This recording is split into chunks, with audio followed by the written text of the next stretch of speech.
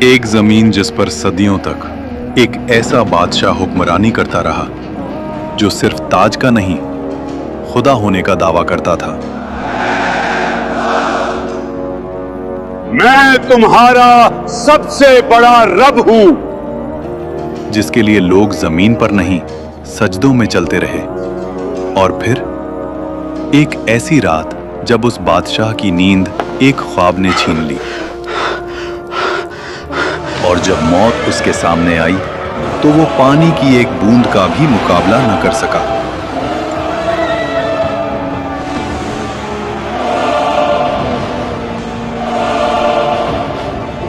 اللہ نے اس کے جسم کو زمین میں دفن ہونے سے بھی روک لیا اور قیامت تک اس کو عبرت کا نشان بنا دیا۔ مصر، اس دور کا سب سے طاقتور ملک، نیل کے کنارے بسے شہر جہاں فصلیں سونا اگلتی تھیں، بازار بھرے ہوئے، محل پتھر کے نہیں غرور کے بنے ہوئے، اور ان سب کے بیچ ایک شخص، فرعون۔ اس کا حکم صرف قانون نہیں تھا، عقیدہ تھا۔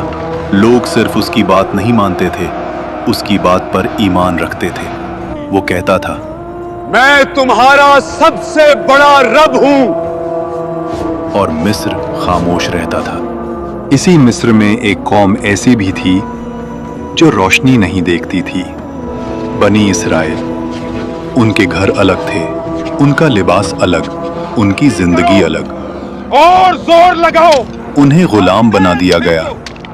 ان کے مرد صبح سے شام تک پتھر اٹھاتے، محل بناتے، اور رات کو تھکائے ہوئے گر جاتے۔ ان کی عورتیں صرف زندہ رکھی جاتی تھیں تاکہ غلامی کا سلسلہ چلتا رہے۔ فرعون نے جان بوجھ کر اس قوم کو کمزور رکھا۔ Bloody civilians! کیونکہ جو قوم کمزور ہو وہ کبھی تخت کو نہیں ہلا سکتی۔ سمجھدار کے لیے صرف اشارہ کافی ہوتا ہے۔ تفسیر ابن کثیر کے مطابق ایک رات فرعون نے خواب دیکھا۔ اس نے دیکھا کہ بیت المقدس کی طرف سے ایک آگ نکلی جو مصر کے گھروں کو جلا رہی تھی، لیکن بنی اسرائیل کے گھر محفوظ تھے۔ فرعون ہراس ہو کر اٹھ بیٹھا۔ یہ پہلی مرتبہ تھا جب اس نے خود کو کمزور محسوس کیا۔ اسی رات نجومی اور علم غیب کا دعویٰ کرنے والے دربار میں بلائے گئے، خواب سنایا گیا، اور پھر وہ جملہ بولا گیا جو تاریخ بدل دیتا ہے۔ بنی اسرائیل میں ایک لڑکا پیدا ہوگا جو تیری سلطنت کے زوال کا سبب بنے گا۔ یہیں سے فرعون کا غرور وحشت میں بدلنے لگا۔ ڈر جب دل میں آ جائے تو عقل چلی جاتی ہے، اور جب عقل چلی جائے تو ظلم پیدا ہوتا ہے۔ فرعون نے سوچا، مسئلہ پیدا ہونے سے پہلے ختم کر دیتے ہیں، اور پھر وہ حکم لکھا گیا جو قانون نہیں، قتل نامہ تھا۔ فرعون نے کہا، بنی اسرائیل کے ہر نئے پیدا ہونے والے لڑکے کو مار دو۔ شہر شہر تلوار چلی، ماؤں کی گود اجڑی، ہزاروں معصوم جان سے گئے۔ اسی ظلم کے دور میں موسیٰ علیہ السلام پیدا ہوئے۔ ان کی والدہ ہر پل خوف میں رہتی تھیں۔ تب اللہ نے کہا، اسے دودھ پلاؤ، اور جب خطرہ محسوس ہو تو اسے دریا میں ڈال دینا، اور ڈرنا نہیں، ہم اسے تمہیں واپس لوٹا دیں گے۔ تفسیر کے مطابق اس ماں نے خاموشی سے موسیٰ علیہ السلام کے لیے ایک صندوق تیار کیا اور اسے دریا میں رکھ دیا۔ دریا بہہ رہا تھا اور اس پانی پر ایک چھوٹا سا صندوق۔ موسیٰ علیہ السلام کی والدہ نے اپنی بیٹی سے کہا، دور سے دیکھتے رہنا مگر پاس مت جانا۔ وہ بہن چھپ کر چلتی رہی۔ آخر وہ صندوق پہنچ گیا فرعون کے محل کے کنارے۔ فرعون کی بیوی حضرت آسیہ جب صندوق دیکھتی ہیں تو اسے کھلوایا جاتا ہے، اور جیسے ہی ان کی نظر اس بچے پر پڑتی ہے، اللہ ان کے دل میں رحمت ڈال دیتا ہے۔ वो फौरन कहती हैं, उसे कत्ल ना करो, शायद ये हमारे लिए फायदेमंद हो, या हम उसे बेटा बना लें। फिरौन ने बच्चे को देखा, उसी कौम का बच्चा जिसकी नस्ल को वो मिटा रहा था, लेकिन घमंड बोल उठा, ये बच्चा क्या बिगाड़ लेगा। और यहीं से फिरौन के जवाल का वक्त शुरू हो गया। मूसा अलैहिस्सलाम किसी और औरत का दूध कबूल नहीं करते। महल परेशान हो जाता है और तब वो बहन आगे बढ़ती है और कहती है, मैं आपको एक ऐसी औरत का बताती हूँ जो उस बच्चे की परवरिश अच्छी तरह कर सके। और यूं जिस माँ ने अपने बच्चे को दरिया में डाला था, अल्लाह ने उसे महल की इज्जत के साथ वापस लौटा दिया। वक्त गुजरता गया और मूसा अलैहिस्सलाम जवान हो गए। अल्लाह फरमाता है, और जब वो अपनी पूरी कुव्वत और समझ को पहुंच गए, हमने उन्हें हिकमत और इल्म अता किया। एक दिन मूसा अलैहिस्सलाम शहर में आए और वहां दो मर्द, एक बनी इसराइल से और एक मिस्री, दोनों लड़ रहे थे। बनी इसराइल का आदमी चीख कर बोला, मेरी मदद करो। वो आवाज सीधी मूसा अलैहिस्सलाम के दिल में लगी। मूसा अलैहिस्सलाम आगे बढ़े। उन्होंने एक मुक्का मारा, मिस्री जमीन पर गिरा और फिर उठा नहीं। मूसा अलैहिस्सलाम समझ गए ये कत्ल हो गया और अल्लाह से माफी मांगी। अल्लाह फरमाता है, फिर हमने उन्हें माफ कर दिया, लेकिन मिस्र ने माफ नहीं किया। शहर में आग लग गई, दरबार में शोर, फिरौन का चेहरा लाल। हुक्म निकला, मूसा को कत्ल कर दो। शहर के दूसरे किनारे से एक आदमी दौड़ता हुआ आया और कहा, सरदार तुम्हारे कत्ल का मशवरा कर रहे हैं, यहां से निकल जाओ। मूसा अलैहिस्सलाम ने पीछे मुड़कर नहीं देखा, ना माल ना सामान, सिर्फ यकीन। अल्लाह फरमाता है, वो डर और उम्मीद के दरमियान शहर से निकल गए। रेगिस्तान, गर्मी, भूख, प्यास और मूसा अलैहिस्सलाम की सिर्फ एक दुआ, ऐ मेरे रब, मुझे जालिमों से बचा ले और अपनी हिफाजत के साए में ले ले। आखिर मूसा अलैहिस्सलाम मदयन पहुंचे। शहर के बाहर एक कुआं जहां मर्द जानवरों को पानी पिला रहे थे और दूर दो लड़कियां खामोशी से खड़ी थीं।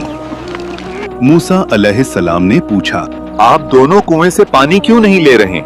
उन्होंने कहा, हम इंतजार करते हैं जब तक मर्द चले ना जाएं, और हमारे वालिद बहुत बूढ़े हैं। मूसा अलैहिस्सलाम आगे बढ़े अकेले और उनके जानवरों को पानी पिला दिया और वहां से चले गए। फिर एक पेड़ के साए में बैठकर कहा, ऐ मेरे रब, जो भी भलाई तू मुझ पर उतारे मैं उसका मोहताज हूँ। थोड़ी देर बाद एक लड़की उनके पास आई और कहा, मेरे वालिद आपको बुला रहे हैं ताकि आपका शुक्रिया अदा करें। वो बुजुर्ग हजरत शुएब अलैहिस्सलाम थे। अक्सर मुफस्सरीन के मुताबिक मूसा अलैहिस्सलाम ने अपना पूरा वाकया सुनाया। शुएब अलैहिस्सलाम ने कहा, डरो मत, अब तुम जालिमों से महफूज हो। शुएब अलैहिस्सलाम की बेटी ने कहा, अब्बा, इन्हें काम पर रख लें, ये ताकतवर भी हैं और अमानतदार भी। हजरत शुएब अलैहिस्सलाम ने कहा, मैं अपनी बेटी का निकाह तुमसे करना चाहता हूँ, शर्त ये कि 8 साल हमारी खिदमत करो और अगर 10 साल पूरे करो तो तुम्हारी मर्जी। मूसा अलैहिस्सलाम ने कबूल किया। ये 10 साल कोई आम साल नहीं थे। बकरियां चराना, तन्हाई, सब्र, रहमत। मिस्र का शहजादा अब चरवाहा था और अल्लाह यही से नबी बनाता है। जब मुद्दत पूरी हुई, मूसा अलैहिस्सलाम अपनी बीवी के साथ मिस्र की तरफ रवाना हुए। रात का वक्त, सर्दी, सहरा और फिर मूसा अलैहिस्सलाम ने दूर पहाड़ पर एक रोशनी देखी।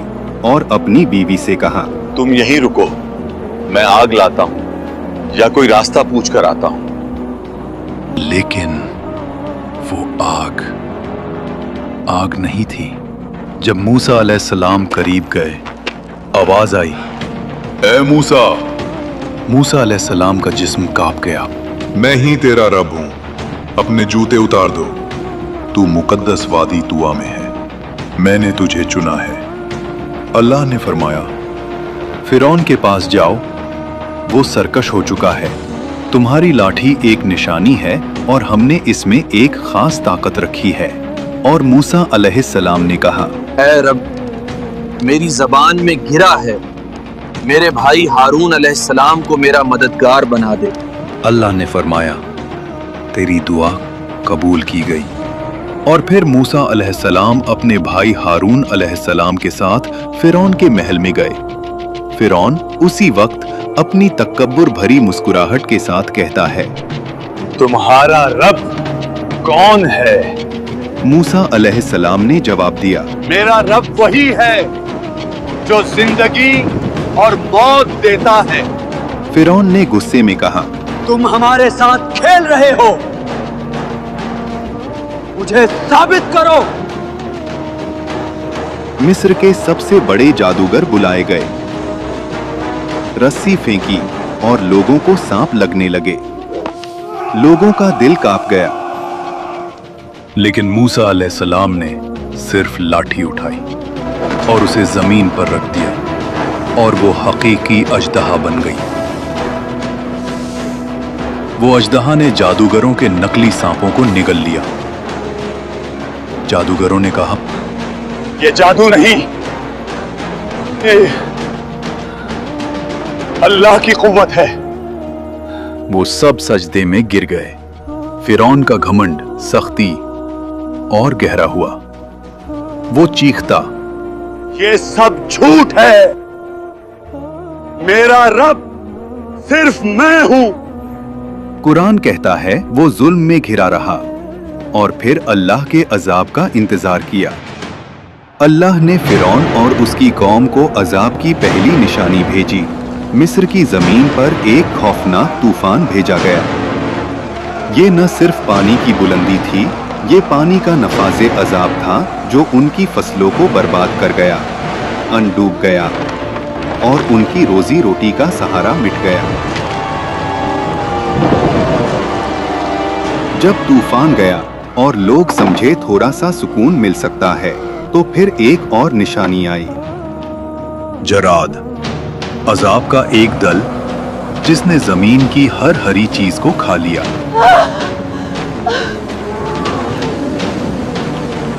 एक और अजाब भेजा गया, कुम्मल, लोगों के जिस्म पर चिपक गया और हर चीज को परेशान करता गया। हर पल याद दिलाता था, ये कुदरत अल्लाह की तरफ से है, ना तुम्हारी हवा से। और फिर एक और निशानी बढ़ते हुए आई, जब हर कोने से मेंढक निकलना शुरू हुए। ये कोई आम मौसम की तब्दीली नहीं, लफ्जों के बिना आवाज लेने वाला अजाब था। पांचवां अजाब और मिस्र का पानी लाल रंग का हो गया। मछलियां डूब गईं। पानी गंदगी से भरा हुआ।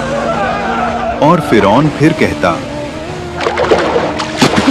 ये सब मूसा का जादू है। कुरान में अल्लाह ने फिरौन पर भेजी गई निशानियों का जिक्र किया है और इनमें सिर्फ अजाब नहीं बल्कि मूसा अलैहिस्सलाम के मोजिज़ात भी शामिल हैं। फिर अल्लाह ने मूसा अलैहिस्सलाम को कहा कि रात के वक्त अपनी कौम को लेकर मिस्र से निकल जाओ। कौम ने खामोशी से अपने घर, अपनी जिंदगी और तकब्बुर से निकलते हुए रास्ता रखा। न उनके पास ज्यादा सामान, न कोई तलवार, सिर्फ अल्लाह की मदद का यकीन। जब सुबह हुई और फिरौन ने देखा कि मिस्र से लोग गायब हो गए, उसका घमंड और जिंदा हो गया। इन्हें हम वापस पकड़ कर लाएंगे और दिखाएंगे कि हम ही ताकतवर हैं। कौम बनी इसराइल मूसा अलैहिस्सलाम के साथ समंदर के किनारे पहुंची। समंदर उनके सामने काफी गहरा नजर आता है। बनी इसराइल के लोग कहते हैं, हम फंस गए। ये खौफनाक पानी हमारी किस्मत का इंतजार कर रहा है और पीछे मौत का लश्कर। मूसा अलैहिस्सलाम ने कहा, हरगिज नहीं, मेरा रब मेरे साथ है, वो हमें राह दिखाएगा। अल्लाह ने मूसा अलैहिस्सलाम को हुक्म दिया, अपनी लाठी से पानी को मारो। मूसा अलैहिस्सलाम ने अल्लाह के हुक्म पर अपनी लाठी पानी पर मारी। पानी दो हिस्सों में बंट गया। दो दीवारें उठी, बीच में सूखा रास्ता निकल आया। लोग चीख उठे और बनी इस्राएल का ईमान मजबूत हुआ और उन्होंने उस रास्ते पे चलना शुरू किया। ये अल्लाह का मौजिज़ा है। फिरौन और उसकी फौज ने वो रास्ता देखा, फिर भी उसने कहा, ये हम भी कर सकते हैं, इससे हमें कोई नहीं रोक सकता। वो दीवारें पानी के बीच अपने घोड़ों और फौज के साथ निकल गया। घमंड इतना गहरा था कि हक बताने वाली निशानियों के बावजूद भी वो मान नहीं रहा था। जब बनी इस्राएल का आखिरी शख्स भी समंदर के बीच से निकल गया, अल्लाह ने हुक्म दिया, पानी दोबारा मिलकर समंदर को बंद कर दो। और वैसे ही पानी घर जैसे गिरता चला गया। लहरों ने फिरौन और उसकी फौज को हर तरफ से घेर लिया। हर घोड़ा और हर सिपाही डूब गया। जब उस वक्त उसका आखिरी वक्त आया, फिरौन की नजर खुली और उसने कहा, मैं ईमान लाया उस रब पर जिसे बनी इस्राएल ने माना। लेकिन उस वक्त उसका ईमान कबूल नहीं हुआ।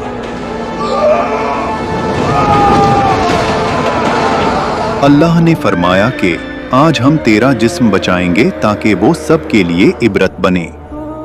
हजरत आसिया जो फिरौन की बीवी थी, कुरान में जिक्र है।